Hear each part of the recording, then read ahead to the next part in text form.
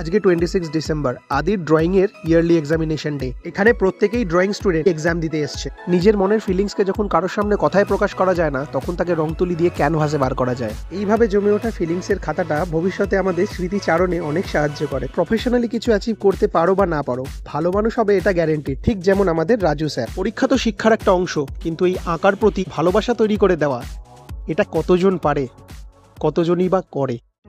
আর তারই একটা প্রচেষ্টা 28শে ডিসেম্বরের দাড়ি আঁকো প্রতিযোগিতা, যেখানে প্রত্যেকটা স্টুডেন্ট শুধু পেন আর পেন্সিল দিয়ে আঁকলো স্টিল লাইফ।